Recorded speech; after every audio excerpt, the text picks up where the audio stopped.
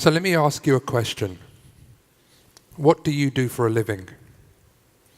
You know when you go out and people ask you that question and you say, I work in cybersecurity, and there's a misconception that what we do is something to do with computers.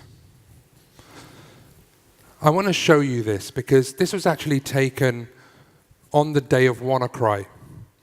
And it goes to show the impact of the work that we do. In this particular instance, 8,000 operations were cancelled. So think about this. Because of a computer problem, 8,000 people couldn't get medical care. And yesterday evening, we were dealing with Bad Rabbit, and that was impacting the Ukrainian transport system, from railways to the underground and the airport as well. And I think it's important that we begin to recognize the role and the impact that the work that we do has on broader society.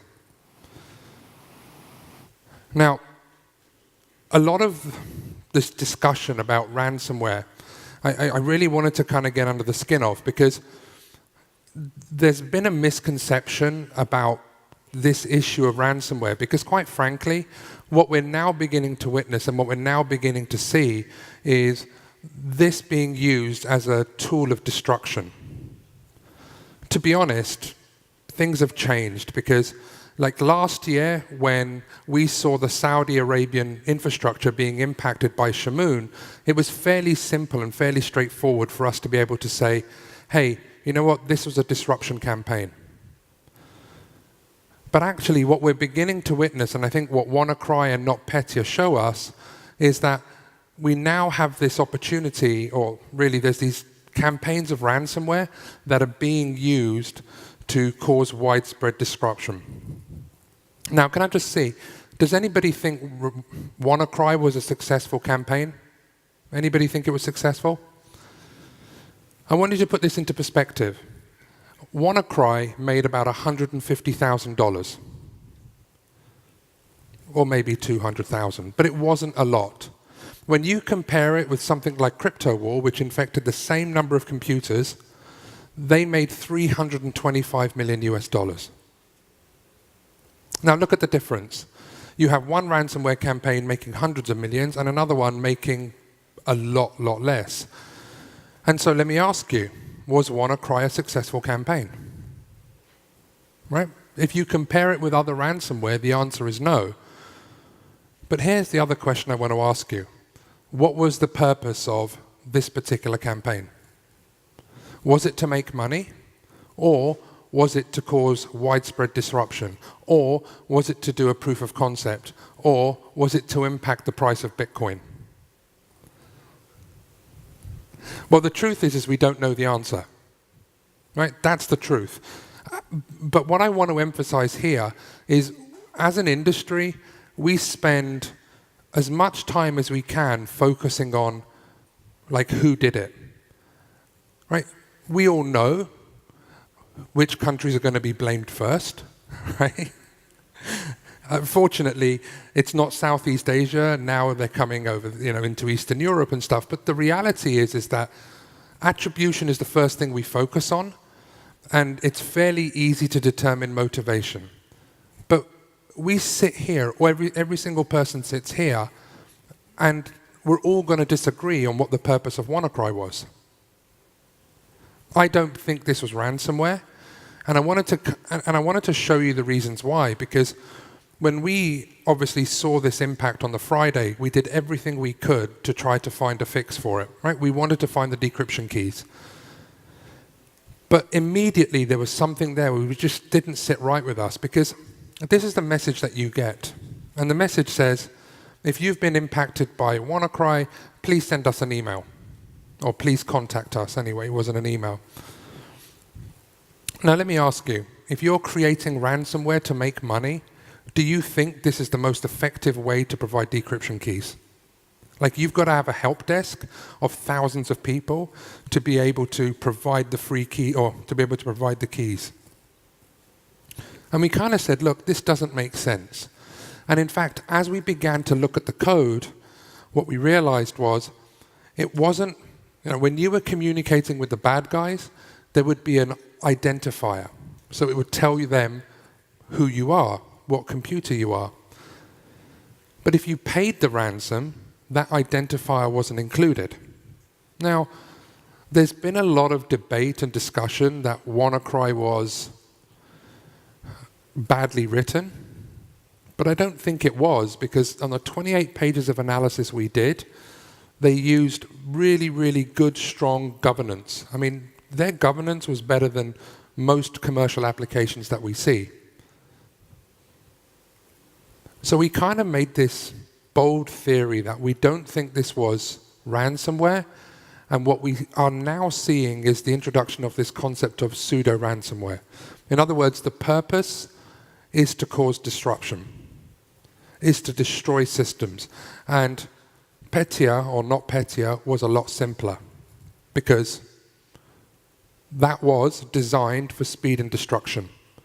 You know, for example, the number of files that it encrypts was only 65. If you compare it with other variants previously, they were a lot more bloated.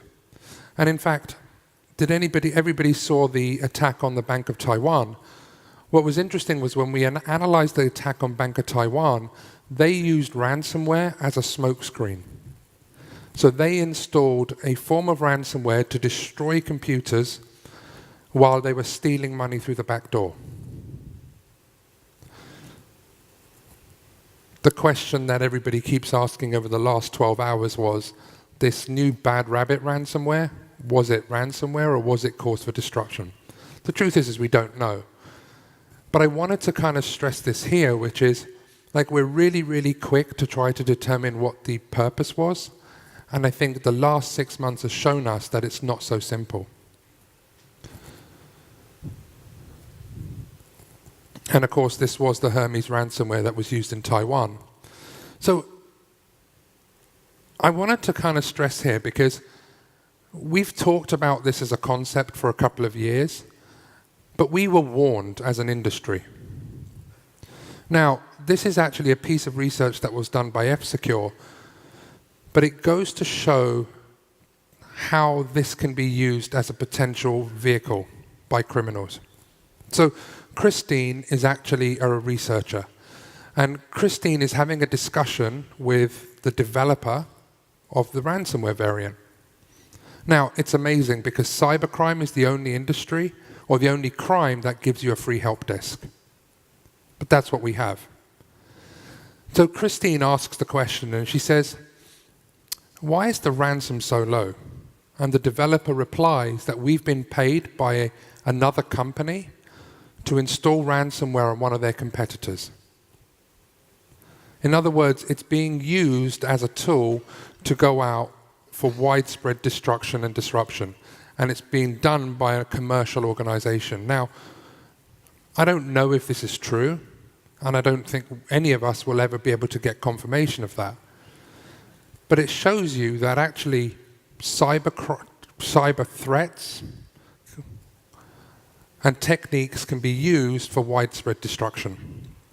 And it's not just, obviously, over the internet. This was a screenshot that we grabbed from a criminal forum.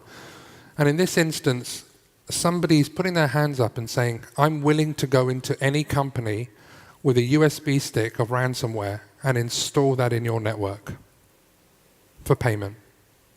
So you can pick the company you want to infect, and somebody will walk in, bypassing all of your network security filters, bypassing the majority of your investment for your network.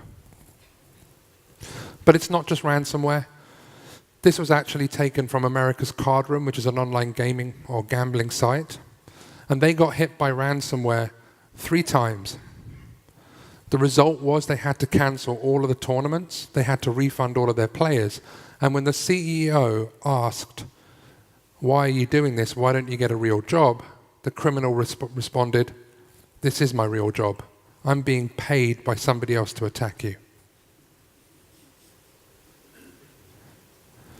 It's become so simple, and everyone in this room knows what I'm about to say. So I was asked to go and do a I was actually asked to go and do a talk on BBC television, and the journalist said, can you come in beforehand and show us how simple it is to run ransomware, or how simple it is to do DDoS? And I responded and I said, look, I'm busy, can I send my 12-year-old daughter? And yet, they thought I was being facetious, they thought I was just being rude, but the truth is I could have sent my 12-year-old daughter to run a ransomware campaign, buy stolen credit cards, access medical records, order Class A drugs, or hire a hitman. And we kind of laugh, but actually that's the reality of the world that we live in. So, what can we do? You know, I don't want to just stand here and say, that's the world and we have to accept it. I think every person in this room has a responsibility to do something in order to make the world a safer place. So on the 26th of July, 2016, we co-founded an initiative called No More Ransom. This initiative was designed to go out and strike back and fight back at criminals. We can't sit idly by anymore and allow them to continue to hold hospitals to ransom. We can't allow, well, we have to stop exactly what's going on. So we launched this initiative as a portal to fight back against ransomware. And anybody that's seen Lord of the Rings will recognize that scene when Gandalf puts his staff down and says, "You shall not pass." Well, this is kind of that moment. We drew a line in the sand and we said no more. So the initiative was launched, and what we did was we provided people the ability to be able to identify the form of ransomware they've been impacted by, which is a good start. But here's the really great part. What we do is we allow you the ability to be able to download free decryption tools. We don't ask for your email address, we don't track your IP address. You don't have to be a customer. So you now have the ability to be able to provide free decryption for some of the variants of ransomware that are out there. Now, when we launched, we only had 7 tools. We've now got 52 tools and 84 families that we successfully decrypt against. We've gone from 7 partners to 116 partners with 37 law enforcement agencies all across the world. Not only that, but it's been hugely successful.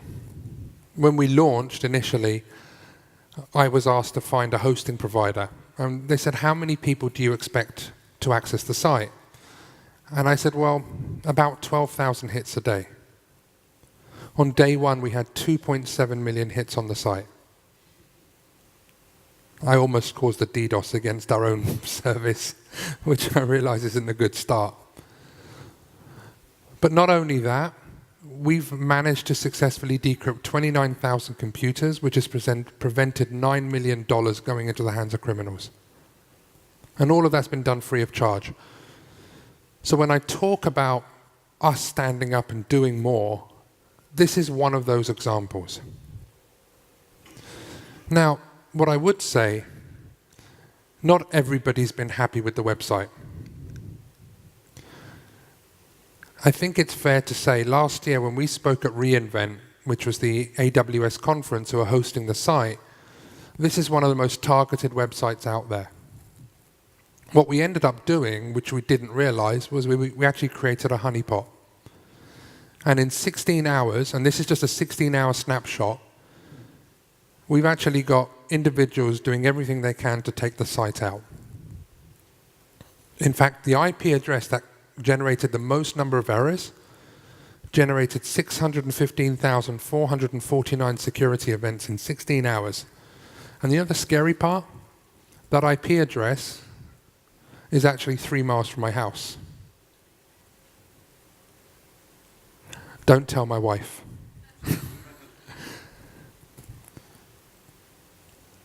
They're doing everything they can to take the site out, which is fine. Because what it gives us intelligence. we're now building up a repository of information, 0 days, about things that we never knew about because we stood this site up. And not only that, but we actually have a piece of ransomware named after us. So if the Queen gets a boat named after her, we get ransomware.